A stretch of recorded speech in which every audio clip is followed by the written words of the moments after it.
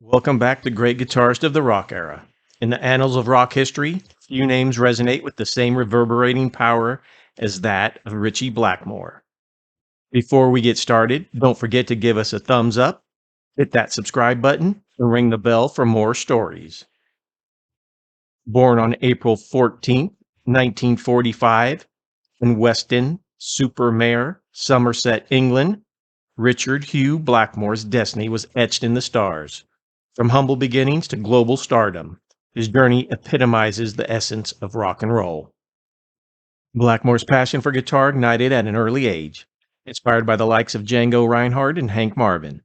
Determined to carve his own path, Ritchie's journey took a decisive turn when he picked up his first guitar at the age of 11. A gift from his father on condition that he learned how to play properly, so he took classical guitar lessons for 1 year. Blackmore left school at age 15 and started work as a radio mechanic at Heathrow Airport. He took guitar lessons from guitarist Big Jim Sullivan. In 1960, he began to work as a session player for producer Joe Meek. He was initially a member of the instrumental band The Outlaws. He backed singer Glenda Collins, pop singer Hines, and screaming Lord Sutch, as well as beat singer Neil Christian and others. But it was with Deep Purple that Blackmore truly left an indelible mark on the music world. His blistering guitar solos and innovative style propelled the band to unprecedented heights. Blackmore joined a band to be called Roundabout in late 1967. Chris Curtis originated the concept of the band, but would be forced out before the band fully formed.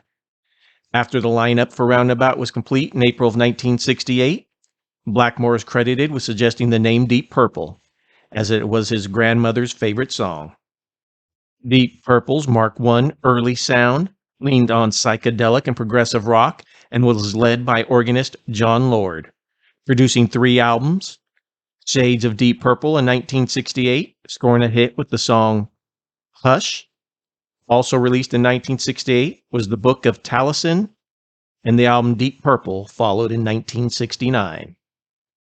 1970 brought the Mark II lineup within rock in 1970, signaling a transition in the band's sound from progressive rock to just hard rock. The Mark II lineup featured singer Ian Gillan and bassist Roger Glover, producing 4 studio albums including Fireball in 1971, Machine Head in 1972, which produced the classic Smoke on the Water, as well as Highway Star. The live album Made in Japan was released in 1972, and Who Do You Think We Are was released in 1973 and was the end of the Mark II lineup, at least for now. In 1973, brought the Mark III lineup with Glenn Hughes on bass and vocals and David Coverdale on vocals. They released the albums Burn and Stormbringer in 1974 before tensions in the band caused Blackmore to leave the band in 1975, and Purple released Come Taste the Band in 1975 with guitarist Tommy Bolin. From the ashes emerged a new chapter in his storied career. Blackmore formed Ritchie Blackmore's Rainbow in 1975, featuring vocalist Ronnie James Dio. The band's debut album, Ritchie Blackmore's Rainbow, was released in 1975 and featured the song Man on the Silver Mountain. With Rainbow, Blackmore embarked on a sonic odyssey exploring new realms of musical expression. His fusion of hard rock and medieval influences captivated audiences and cemented his status as a guitar virtuoso. Shortly after the first album was recorded, Blackmore recruited new backing musicians to record the second album, Rising, in 1976, and the following live album, On Stage, in 1977. After the next studio album, Long Live Rock and Roll's release in 1978 and the supporting tour, Dio left due to creative differences with Blackmore. Blackmore continued with Rainbow, and in 1979, the band released Down to Earth, which featured singer Graham Bonnet. The album contained their first smash hit with the single Since You've Been Gone. The next Rainbow album, Difficult to Cure in 1981, introduced singer Joe Lynn Turner. Rainbow's next studio album was Straight Between the Eyes in 1982, including the hit Stone Cold. 1983's Bent Out of Shape featured the single Street of Dreams. Rainbow disbanded in 1984, and Blackmore joined the reunion of the Deep Purple Mark II lineup and recorded new material.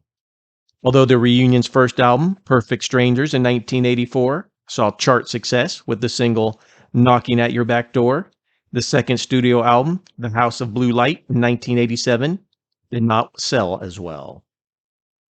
Next, Deep Purple recorded one album titled Slaves and Masters in 1990, which featured former Rainbow vocalist Joe Lynn Turner. Subsequently, the Mark II lineup reunited for a second time in late 1992 and produced one studio album, The Battle Rages On.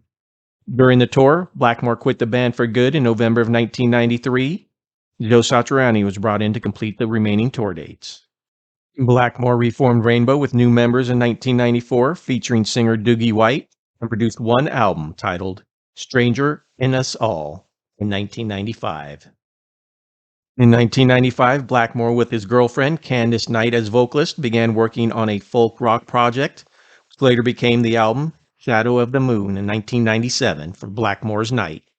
The second release, titled Under a Violet Moon, followed in 1999. On subsequent albums, particularly Fires at Midnight in 2001, showcased increased incorporation of electric guitar into the music. A live album, Past Times with Good Friends, was released in 2002. Blackmore's Night have released 11 albums in total, with the latest being 2021's Nature's Light. On April 8, 2016, Blackmore was inducted into the Rock and Roll Hall of Fame with Deep Purple.